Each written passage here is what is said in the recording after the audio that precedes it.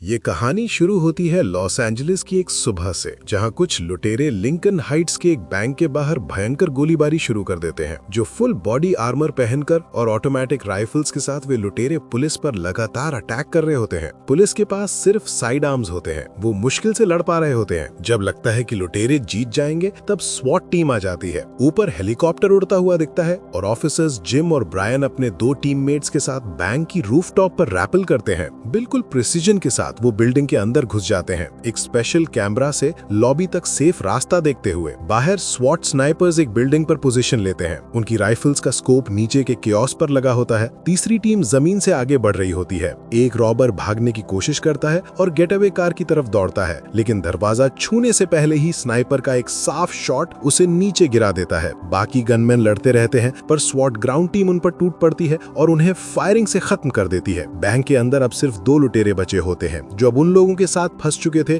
जिनको उन्होंने हॉस्टेज बनाया था। उन्हें समझ आ चुका था कि उनका प्लान फेल हो गया है। स्वॉट टीम उन्हें एक सिक्योर फोन भेजता है और नेगोशिएटर हॉस्टेजेस को सेफ निकालने की कोशिश करता है। लेफ्टिनेंट वेलास्क्वेज अपनी टीम को पोजीशन पर रुकने को कहता है, लेकिन ब्रायन ऑर्डर का वेट नहीं करता। वो स्टोर रूम में चला जाता है। जिम को भी उसके पीछे आना पड़ता है। चुपके से लॉबी की तरफ बढ़ते हुए ब्रायन परफेक्ट वांटेज पॉइंट ढूंढता है। तभी एक रॉबर एक डरी हुई औरत को पकड़ लेता है और उसके सर पर गन रख देता है। टाइम जैसे रुक जाता है। ब्रायन बिना सोचे एक शॉट लेता है और गोली औरत के कंधे से होती हुई रॉबर के सीने में जाके लगती है और आखिरी गनमैन के रिएक्ट करने से पहले ही जिम उसे भी खत्म कर देता है। जिम उस घायल औरत के पास दौड़ता है और एम्बुलेंस बुलाता है, लेकिन ब्रायन कैजुअली पूछता है कि वो ठीक तो हो जाएगी ना। ये सुनते ही जिम का गुस्सा फट पड़ता है। वो ब्रायन पर चिल्लाता है कि ये पागलपन था, उसने हॉस्टेजेस को खतरे में डाल दिया था। यहाँ कैप्टन फुलर इससे बिल्कुल आग बबूला हो जाता है, ऑर्डर न मानने और हॉस्टेज को रिस्क में डालने के लिए, जिसकी वजह से अब उन पर नेग्लिजेंस का लॉ सूट फाइल कर दिया जाता है और जिम और ब्रायन को स्वॉट से फायर कर दिया जाता है। यहाँ वेलास्क्वेज उन्हें बचाने के लिए लड़ता है, पर सिर्फ इतना कर पाता है कि उन्हें डिमोट करके गन केज ड्यूटी पर डलवा देता है, जो डिपार्टमेंट का सबसे नीचे का काम था, जहां क्रिमिनल्स को पकड़ने के बजाय दूसरे ऑफिसर्स को गियर बांटना पड़ता था। ये सुनकर ब्रायन को गुस्सा आता है और वो गुस्से में चिल्लाकर फुलर के ऊपर चढ़ता है और जिम उसे रोकता है और ब्रायन वहां से निकल जाता है। जिम रुकता है, तब फुलर उससे ऑफर देता है कि वो अभी टीम में वापस आ सकता है, बस वो ब्रायन के रेकलेस बिहेवियर को कंफर्म कर दे। पर जिम ब्रायन को धोखा नहीं देना चाहता था, तो वो मना कर देता है। लॉकर रूम में आने पर ब्रायन गुस्से में अपना सामान पैक कर रहा होता है। वो ये जॉब छोड़ रहा था। तब जिम आकर उससे कहता है, तुम्हारा बिहेवियर सच में काफी रेकलेस था। ये सुनते ही ब्रायन जिम का सर मिरर पर मार देता है और गुस्से में बाहर निकल जाता है। 6 महीने बाद जिम अभी भी रोज ट्रेनिंग करता है। वो मेहनत कर रहा है वापस स्वॉट टीम में आने के लिए, लेकिन अभी वो गन केज की ड्यूटी में ही फंसा हुआ है। एक दिन सार्जेंट होंडो प्रिसिंक्ट में आता है और जिम से अपनी कस्टमाइज्ड M4 राइफल रिपेयर करवाता है। जिम उस राइफल की कस्टम वर्क देखकर इम्प्रेस हो जाता है। यहाँ होंडो वेलास्क्वेज से मिलता है, जहाँ वेलास्क्वेज बताता है कि उनके डिपार्टमेंट की मीडिया में इमेज खराब हो रही है, उन्हें डिपार्टमेंट को रिफॉर्म चाहिए, जिस पर वेलास्क्वेज होंडो को 0 से एक बिल्कुल नई स्वॉट टीम बनाने का ऑफर देता है। 2 ऑफिसर्स वो अपनी तरफ से उसे देता है, जो कि थे टीजे और माइकल, और बाकी 3 होंडो को खुद चुनने के लिए कहता है। इधर घर जाते ही जिम को अपनी गर्लफ्रेंड सामान पैक करते हुए मिलती है। वो कहती है कि स्वॉट से निकलने के बाद जिम बदल गया है और उससे काफी दूर हो गया है। वो अब उसके साथ नहीं रह सकती। वो एक गुड बाय किस देने के लिए जिम के पास जाती है, लेकिन जिम अपना मुंह फेर देता है और वो बिना कुछ बोले चली जाती है। अगले दिन जिम अपने गन केज पार्टनर को अपना नया इन्वेंशन दिखाता है, जो एक बड़ा हुक और चेन वाला डिवाइस होता है, जो दीवार तोड़ने के काम आएगा, स्टैंड ऑफ खत्म करने के लिए, जिसका उसने नाम रखा है की टू द सिटी। होंडो ये सुन लेता है और वहां आकर उस राइफल को चेक करता है और जिम के काम से इम्प्रेस होता है। आगे होंडो ऑफिसर्स को फायरिंग रेंज पर ले जाता है, जहां टीजे अपनी शार्प शूटिंग दिखाकर होंडो को भी हरा देता है और खुशी से नाचने लगता है। तब होंडो हंसकर एक $200 की शर्त लगाता है कि जिम उन्हें हरा देगा। ये सुनकर टीजे और माइकल उसका मजाक उड़ाते हैं, पर होंडो कहता है कि वो सीरियस है और टीजे इस पर हाँ करता है और चैलेंज एक्सेप्ट होता है। जिसके बाद जिम एक के बाद एक परफेक्ट शॉट मारकर टीजे को भी पीछे छोड़ देता है और होंडो जिम को लेकर पहले से ही कॉन्फिडेंट था। इधर एक फ्रांस का डेंजरस मॉबस्टर एलेक्स लैंड करता है लॉस एंजलिस में। कस्टम्स में उसका नाइफ ऑलमोस्ट जब्त कर लिया जाता है, लेकिन वो कस्टम्स के लोगों को समझाता है कि ये चाकू उसका फैमिली हेरिटेज है, तो वो उसे छोड़ देते हैं। बाहर उसके आदमी उसे फेक पासपोर्ट देते हैं, जिसके बाद वो सीधा रेस्टोरेंट में अपने अंकल के पास जाता है, उन्हें बर्थडे विश करने के बहाने। और उनसे बातचीत के दौरान एलेक्स अपना वही चाकू निकालकर टेबल पर रख देता है और कहता है कि ये उसके फादर ने उसे दिया था। उसके अंकल को ये देखकर थोड़ा अजीब लगता है और वो कहता है कि ये अच्छा है। लेकिन तभी एलेक्स अपने अंकल को कहता है कि इस बिजनेस को अब से मैं चलाऊंगा, अब से मैं यहाँ का बॉस हूँ। ये सुनकर उसका अंकल हंसता है और कहता है कि मेरे साथ मजाक मत करो, तुम्हारे फादर बिजनेस को चलाते हैं और वो बॉस है। पर एलेक्स कहता है कि मैंने उन्हें रिटायर कर दिया है, यानी उन्हें मार दिया है। ये कहकर वो अपने चाकू से अपने अंकल को मार डालता है और उनके कार की चाबी लेता है और अपने चाकू साफ करके वहां से गाड़ी लेकर निकल जाता है। लेकिन रास्ते में टूटी टेल लाइट की वजह से पुलिस उसे रोक लेती है। उसकी कार चेक करने पर वो उसके अंकल की निकलती है, जिसके बाद उसे अरेस्ट करके जेल में डाल दिया जाता है। एलेक्स ब्राइब देने की कोशिश करता है पर उसका कोई फायदा नहीं था। दूसरी तरफ यहाँ होंडो जिम को अपना ड्राइवर बनाकर टीम के लिए लोग चुनने निकल पड़ता है।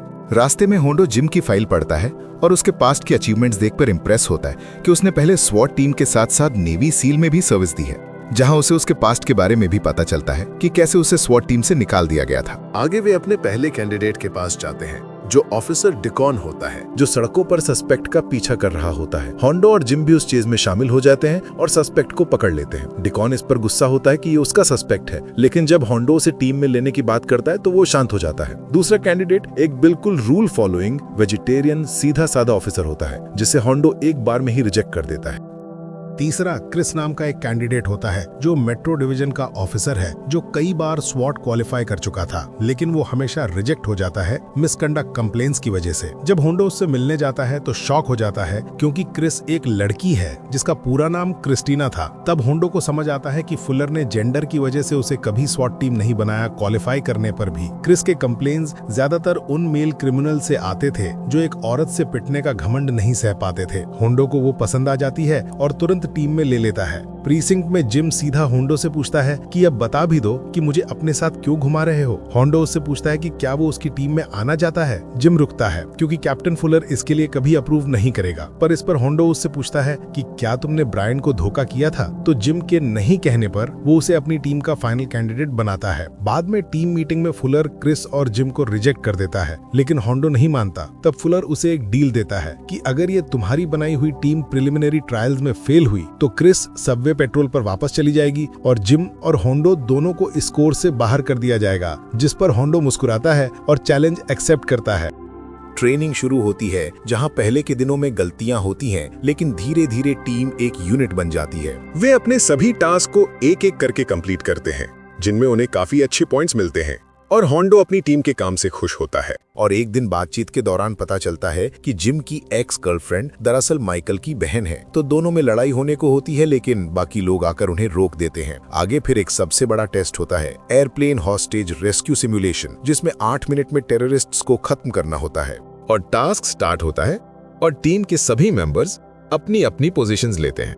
जिम को एक छोटा फूड एलिवेटर शाफ्ट दिखता है जिसमें सिर्फ क्रिस फिट हो सकती थी, तो वो एक प्लान बनाता है और क्रिस शाफ्ट से घुसकर पीछे से अटैक करती है और बाकी लोग हैच से, और ट्रैप डिटेक्ट करके वे उसे भी डिफ्यूज कर देते हैं। और ये टेस्ट 8 मिनट से पहले ही एकदम परफेक्टली क्लियर हो जाता है और रिकॉर्ड टूट जाता है। फुलर ये देखकर बिल्कुल भी खुश नहीं होता। रात में सेलिब्रेशन के लिए सभी डीकन के फादर के कैफे में जाते हैं और बाद में सभी थक कर घर चले जाते हैं। सिर्फ क्रिस और जिम बचते हैं, जो बाद में एक बार में जाते हैं। वे दोनों बातें कर रहे होते हैं कि तभी वहां ब्रायन आ जाता है और जिम को देखकर वो उस पर पुराना गुस्सा उतारता है और उसे ताने मारता है। ब्रायन और क्रिस उसे इग्नोर करते हैं और माहौल बिगड़ने से पहले गार्ड्स आकर ब्रायन को बाहर निकालते हैं, लेकिन जाते वक्त ब्रायन जिम के साथ अपनी पुरानी फोटो फ्रेम तोड़ देता है। आगे बार से निकलने के बाद जिम क्रिस पर ट्राई मारता है, पर वो उसे रिजेक्ट कर देती है और बदले में अपनी बेटी के बर्थडे पार्टी का इन्विटेशन दे देती है। इधर एलेक्स जेल में लॉयर हायर करने की ट्राई करता है, पर उसकी लॉयर मना करके कहती है अब वो कुछ नहीं कर सकती। बाद में एलेक्स को इस जेल से ट्रांसफर करने के ऑर्डर आ जाते हैं। यहाँ अगले दिन टीम को थोड़ी सी छुट्टी मिलती है, जिसमें वे अपनी लाइफ एंजॉय करते हैं, जहाँ जिम क्रिस की बेटी के बर्थडे पर पानी वाली गन से बच्चों का एंटरटेन कर रहा होता है। होंडो गोल्फ कोर्स में होता है, टीजे एक डेट पर होता है, तो माइकल और डिकॉन अपनी फैमिली के साथ टाइम स्पेंड कर रहे होते हैं। सब नॉर्मल लग रहा था कि तभी उन्हें एक इमरजेंसी कॉल आता है, जहाँ पुलिस नेबरहुड में एक आदमी घर में बैरिकेड करके बाहर अंधाधुंध शॉटगन चला रहा होता है, जहाँ उसने अपने घर के सारे एंट्रेंसेस पर एक्सप्लोजिव्स लगाए हुए थे ताकि कोई एंटर ना कर पाए। तब जिम अपना न्यू इन्वेंशन की टू द सिटी यूज करने का ऑफर देता है, जिसके बाद उसकी डिवाइस को ई वॉल पर लगाया जाता है और दीवार फट जाती है और सस्पेक्ट को पकड़ लिया जाता है।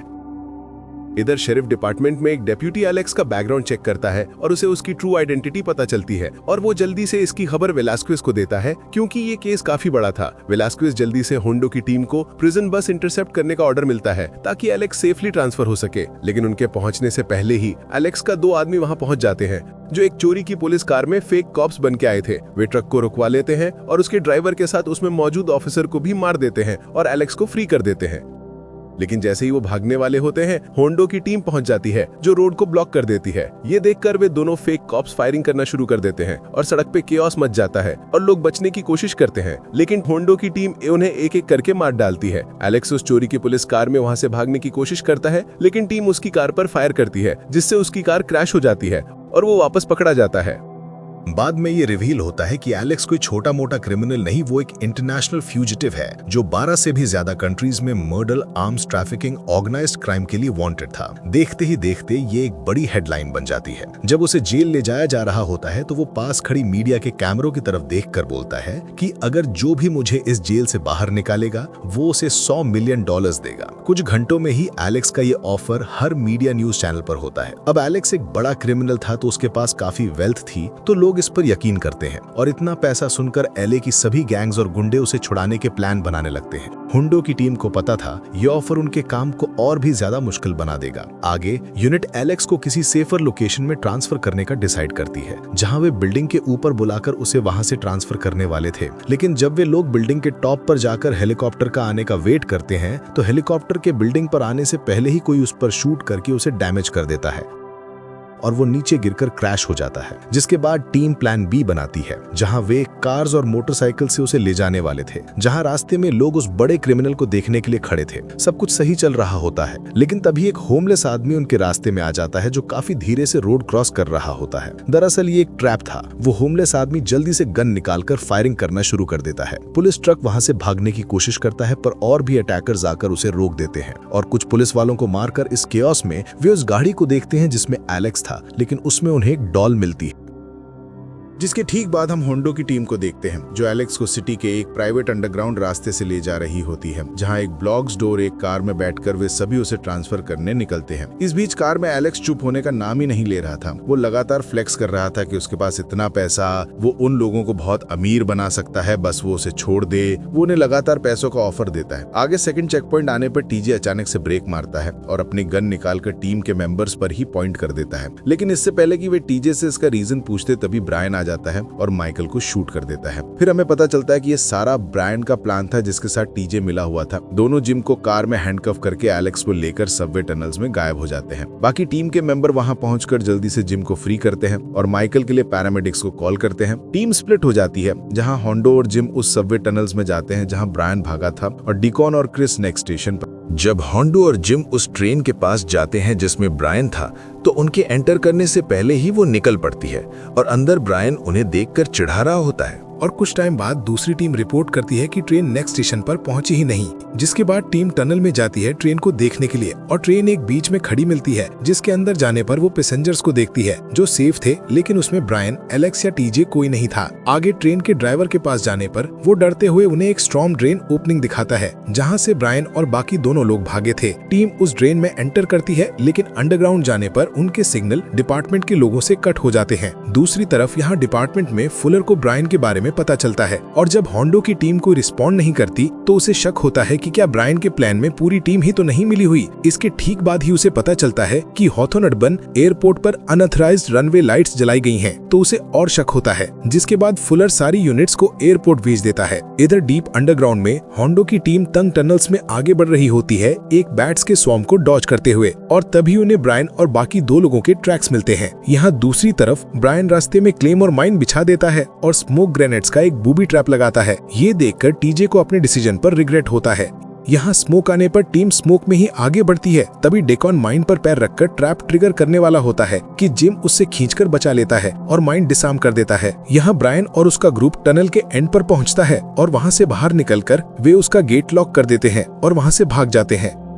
जब सॉर्ट टीम वहां पहुंचती है तो गेट को लॉक देखकर उसे शूट करके खोलने की कोशिश करते हैं, लेकिन नाकाम होते हैं। लेकिन फिर जिम डिसार्म माइन से गेट को ब्लास्ट कर देता है। उनके रेडियो का कनेक्शन वापस आता है और होंडो फुलर से ट्रांसपोर्ट मांगता है, लेकिन फुलर को अभी भी उन पर शक था, तो वो उन्हें वहीं रुकने के लिए कहता है। अब कोई ऑप्शन ना देखकर होंडो पास ही से गुजर रही एक लिमो कार को हाईजैक कर लेता है। रास्ते में क्रिस एक लो फ्लाइंग जेट देखती है और उसे समझ आ जाता है कि एयरपोर्ट की लाइट्स एक डिस्ट्रैक्शन के लिए जलाई गई हैं। ब्रायन का real escape plan 6th street bridge पर प्राइवेट जेट लैंड करवा के वहां से टेक ऑफ करना था। ये पता चलते ही वे तुरंत उस लोकेशन के लिए निकलते हैं। यहाँ दूसरी तरफ ब्रायन एलेक्स और टीजे के साथ उस प्राइवेट जेट की ओनर को हॉस्टेज बनाता है और ब्रिज से टेक ऑफ के लिए रेडी होता है। लेकिन तभी वहां होंडो की टीम पहुंचती है, लेकिन ब्रायन के आदमी एक्सप्लोसिव से एक फायरी रोड ब्लॉक बना देते हैं। लेकिन होंडो आग के बीच से लिमो को निकालकर उस जेट की तरफ बढ़ता है और टीम के मेंबर्स उसे रोकने के लिए उस पर गोलियां चलाते हैं, लेकिन कोई फायदा नहीं था। तब होंडो गाड़ी को जेट के पास ले जाकर उसे टक्कर मारता है, जिससे जेट का बैलेंस बिगड़ जाता है और वो क्रैश हो जाता है।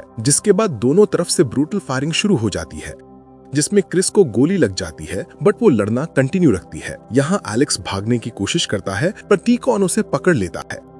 इधर ब्रायन जेट के ओनर को शील्ड बनाकर उसे ब्रिज के किनारे ले जाता है और एक रस्सी के जरिए वहां से कूद जाता है। जिम भी बिना हेजिटेशन के उसके पीछे जाता है। यहाँ होंडो को जेट के अंदर टीजे मिलता है, जो जख्मी हालत में था। टीजे गिल्ट में होता है और अपने किए की माफी मांगता है और होंडो से माइकल के बारे में पूछता है कि क्या वो ठीक हो जाएगा, जिस पर होंडो हाँ करता है। लेकिन इससे पहले कि होंडो उसे अरेस्ट करता, टीजे अपने आप को खत्म कर लेता है।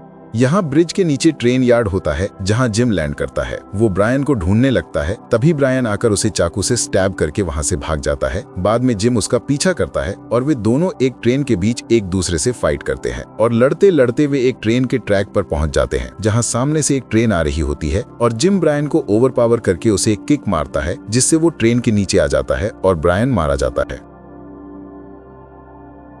बाद में फुलर फाइनली ब्रिज पर पहुंचता है और टीम की सक्सेस देखकर उन्हें कंग्रेचुलेट करता है, लेकिन कहता है कि अभी उनका काम खत्म नहीं हुआ है। अभी उन्हें एलेक्स को फेडरल प्रिजन ट्रांसफर करना होगा। तो टीम उसे स्वॉट ट्रक में लोड करके निकल पड़ती है और वे उसे जेल तक पहुंचाते हैं। और अब इन सब के बाद टीम काफी थक चुकी थी। तभी उन्हें कॉल आती है, जहाँ एक जगह रॉबरी हुई थी। होंडो इसे लेकर सबसे पूछता है, क्योंकि वे लोग 12 घंटे का ओवरटाइम कर चुके थे, लेकिन कोई इससे मना नहीं करता। सब बिना बोले गियर उठाते हैं और नेक्स्ट मिशन के लिए निकल पड़ते हैं, जिसके साथ ही ये कहानी खत्म हो जाती है। अगर आपको हमारा वीडियो अच्छा लगा तो वीडियो को लाइक करना मत भूलना और ऐसी और मजेदार कहानियों के लिए आप हमारे चैनल को सब्सक्राइब भी कर सकते हो।